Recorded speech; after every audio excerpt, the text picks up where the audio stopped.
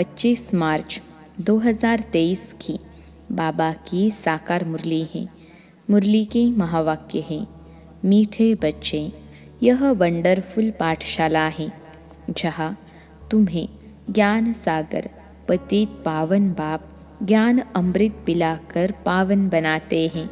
ऐसी पाठशाला और कोई होती नहीं। प्रश्न है, बाप की कौन सी एक राय स्वीकार करो तो बाप हर पल तुम्हारा मददगार है।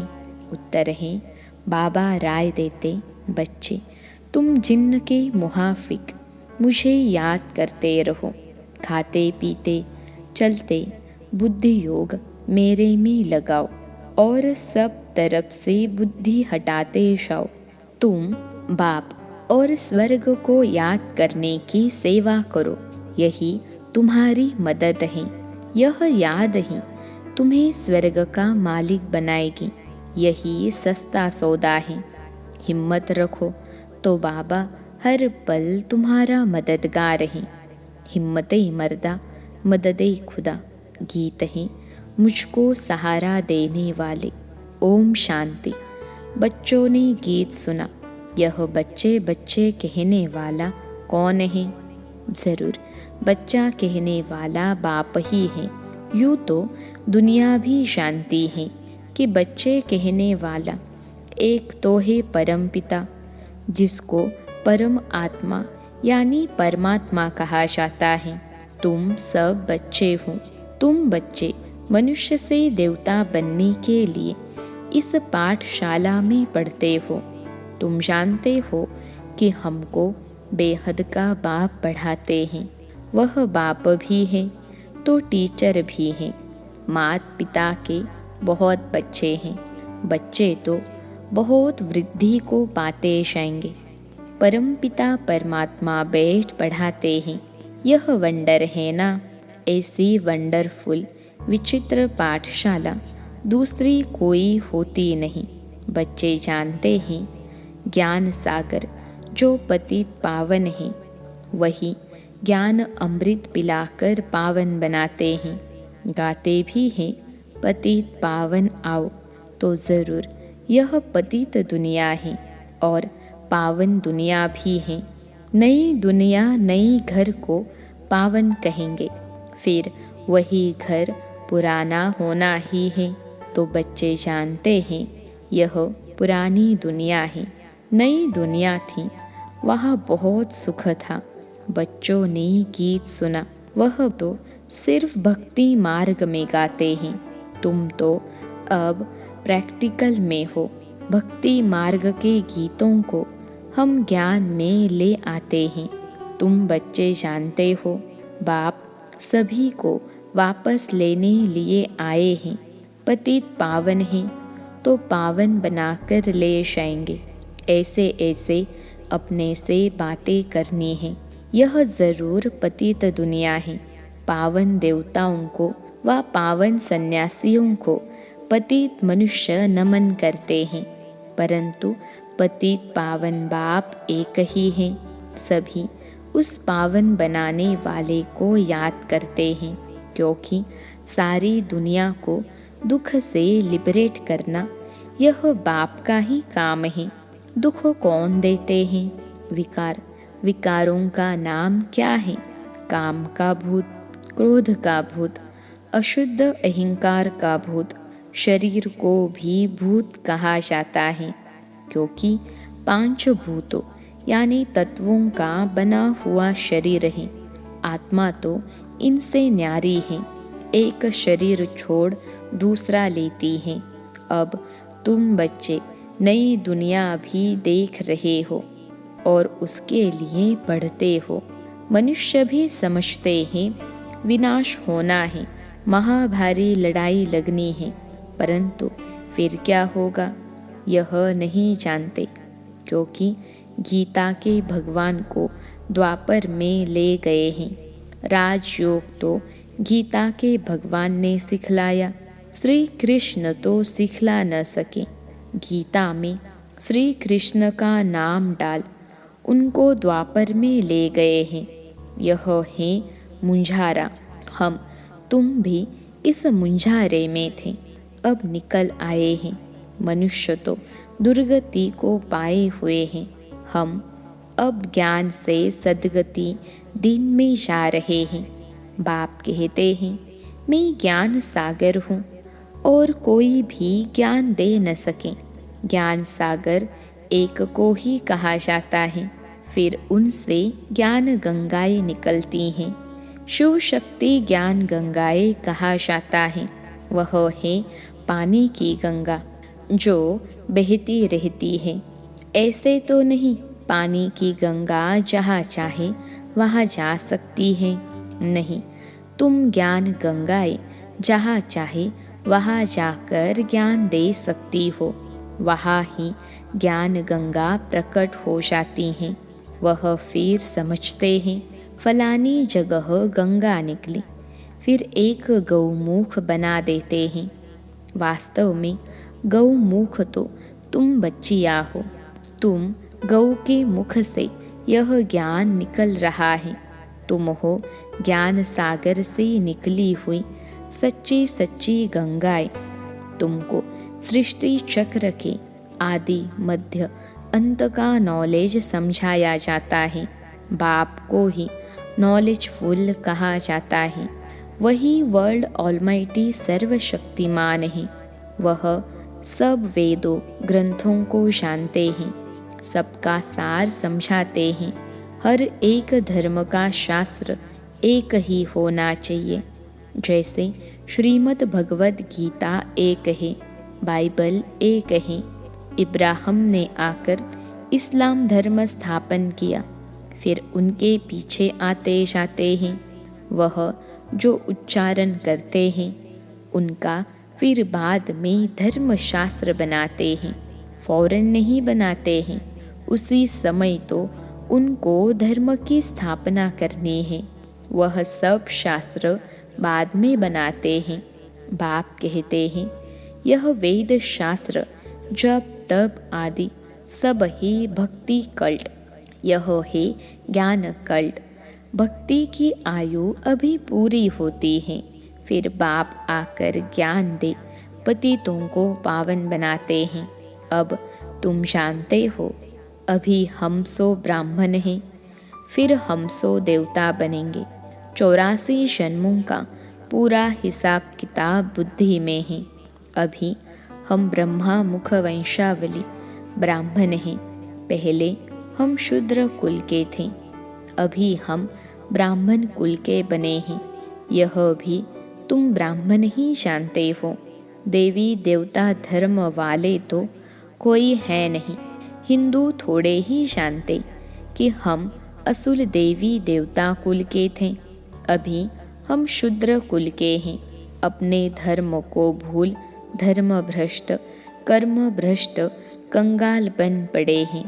अभी बाप द्वारा तुम बच्चों ने हमसो सो हम का अर्थ समझा है। हमसो आत्मा परम धाम के रहवासी हैं। यहाँ आकर पार्ट बजाते हैं।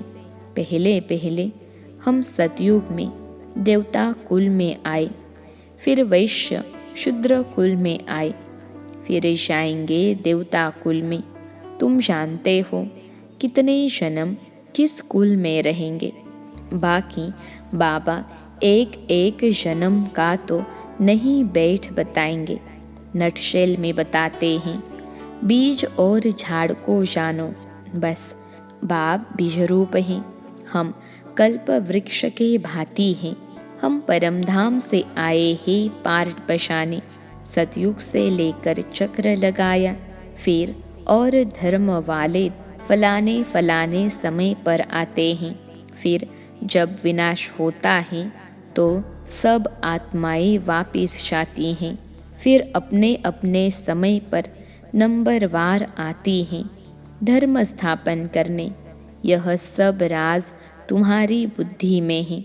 बच्चे कहते हैं, बाबा आप जो पढ़ाते हैं उससे हम स्वर्ग के मालिक बनते हैं। आप जैसा सुख और कोई नहीं दे सकते। मनुष्य मात्र तो सब अल्पकाल सुख देने वाले हैं। वह तो जानवर भी देते हैं। मनुष्य का जीवन तो अमूल्य कहा जाता है। मनुष्य ही देवी देवता बन सकता है।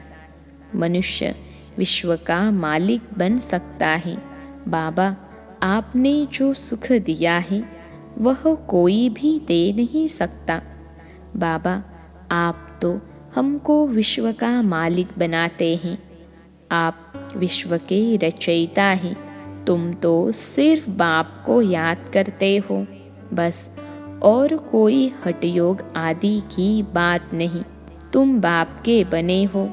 जानते हो, बाबा नए विश्व का रचयिता है। बाबा परम धाम से आए हैं। मोस्ट बिलवेड बाप हैं। सब उनको याद करते हैं। भल कोई भी धर्म वाला होगा, ओ गॉड फादर, हे भगवान व अल्लाह ज़रूर कहते रहेंगे। बाप कहते हैं, मैं सभी को सुख देकर जाता हूँ। तब भक्ति मार्ग में मुझे याद करते हैं। अभी फिर सुख देने आया हूँ। फिर आधा कल्प मुझे कोई भी याद नहीं करेंगे। वहाँ माया रहती नहीं जो दुख दे। तुम विश्व के मालिक देवी देवता बन जाते हो तो तुम बच्चों की दिल में रात दिन यह रहना चाहिए, बाबा आप हमको विश्व का मालिक बनाते हो। हम हकदार भी हैं। बाप नया विश्व स्वर्ग रचते हैं तो ज़रूर बच्चों को ही मालिक बनाएंगे ना। गॉड फादर हेविन रचते हैं तो फिर हम सब हेविन में क्यों नहीं हैं? सभी हेविन में हो तो हेल होवे नहीं। यह तो हार जीत सुख दुख का खेल है। नई दुनिया फिर पुरानी बनती है। नया कौन बनाते, पुराना कौन बनाते? यह सृष्टि चक्र कैसे फिरता है, यह बुद्धि में रहता है। सतयुग त्रेता में ही सूर्यवंशी चंद्रवंशी, फिर द्वापर में और धर्म इमर्ज होते हैं। जो जिस प्रकार कल्प पहले हुआ है वैसे ही फिर रिपीट होना है। तुम बच्चे जानते हो, अभी फिर से सतयुग स्टार्ट होने वाला है। पुरानी दुनिया खत्म हो नई आने वाली है। मनुष्य समझते हैं यह दुनिया अजून पुरानी होती ही रहेगी। बहुत समय पड़ा है। बाप कहते हैं तुम घोर अंधियारे में हो, विनाश सामने खड़ा है। मैं आ गया हूँ पतित दुनिया को पावन दुनिया बनाने। आगे तो कोई था नहीं। अभी ब्रह्मा मुख से संतान पैदा होते जाते हैं। प्रजापिता ब्रह्मा के ज़रूर अनेक बच्चे होंगे जो बैठ पढ़ते हैं, जिनको फिर देवता बनना है। जो बाप से प्रतिज्ञा करते हैं, पवित्र बनते हैं और स्वदर्शन चक्रधारी बनते हैं, वही राज्य भाग्य लेंगे। सब तो नहीं लेंगे, बाकी सब अपना अपना हिसाब किताब चुकतू कर वापिस जाएंगे। बाबा देवता धर्म की फिर से स्थापना कर रहे हैं और धर्म और सभी धर्म विनाश होंगे और सभी धर्म विनाश होने हैं। महाभारी लड़ाई भी सामने खड़ी है। यह हिस्ट्री ज्योग्राफी का राज गीता का भगवान बैठ समझाते हैं। भगवान की महिमा अलग, श्री कृष्ण की महिमा अलग है। श्री कृष्ण को मनुष्य सृष्टि का विश्वरूप वर्ल्ड ऑलमाइटी अथॉरिटी नहीं कहेंगे। वर्ल्ड ऑलमाइटी अथॉरिटी एक है। सूर्यवंशी की महिमा अलग है, चंद्रवंशी की महिमा अलग है, वैश्य और शूद्रवंशी की महिमा अलग है। हर एक की महिमा अपनी है।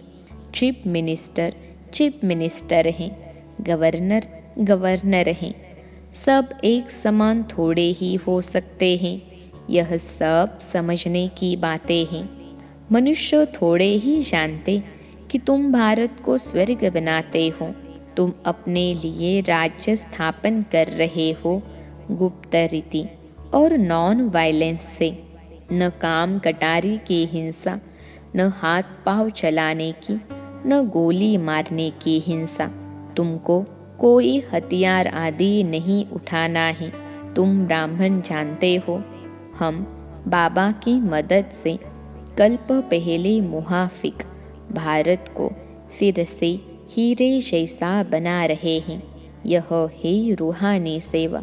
मनुष्य तो जिस्मानी सेवा करते हैं, हम बाबा की श्रीमत से श्रेष्ठ बन रहे हैं। बाकी सब मनुष्य मत से भ्रष्ट ही बनते जाते हैं। नीचे उतरना ही जरूर। भक्ति भी पहले अव्यभिचारी होती है। वेरी गुड भक्ति। एक की ही पूजा करते, फिर सेकेंड ग्रेड में देवताओं की करते, फिर तो कुत्ते बिल्ली पत्थर मिट्टी आदि 5 भूतों की भी भक्ति करने लग पड़ते। उनको कहा जाता है अव्यभिचारी भक्ति। अव्यभिचारी से व्यभिचारी बन पड़ते हैं। अब बाप तुमको अव्यभिचारी योग सिखलाते हैं। गृहस्थ व्यवहार में रहते, खाते पीते सिर्फ बाप और वर्षे को याद करना है। मेहनत सारी इसमें है। भल अपने घर जाओ, आओ सिर्फ गुप्त रीति से बुद्धि में याद करो। मुख से राम राम अथवा शिवाय नमः कहने की भी दरकार नहीं। सिर्फ बाप को याद करो। बाबा ही गुप्त ज्ञान का सागर, सारे इस सृष्टि चक्र का उनको पता है। उनको कहा जाता है परम आत्मा। यह आत्मा है। इनको उस बाप से ज्ञान मिल रहा है। इन सब बातों को धारण कर और फिर कराना चाहिए। बेचारे रास्ता ढूंढते रहते हैं, जानते नहीं हैं। तुम जानते हो शांति धाम है निर्वाण धाम, जहाँ से हम आत्माएं आती हैं। स्वर्ग है सुख धाम, नरक है दुख धाम मायापुरी। वह स्वर्ग विष्णुपुरी और यह नरक है रावणपुरी। बाप कहते हैं तुम सिर्फ बाप और वर्षे को याद करो बस। अगर बीच में बुद्धि और तरफ चली जाती है तो उनको हटाओ। खाते पीते चलते सिर्फ मुझ बाप को याद करो। बहुत सहज है। समझो विलायत में कोई रहता है, उनकी मेम साहिब हिंदुस्तान में है, तो दूर रहते भी उनकी याद बुद्धि में रहेगी ना। हम भी कितनी दूर हैं, परंतु बुद्धि से बाप को याद करना है, जिससे बहुत सुख मिलता है और सबसे तो दुख मिलता है। मनुष्य को कभी भी सदा सुख नहीं दे सकता।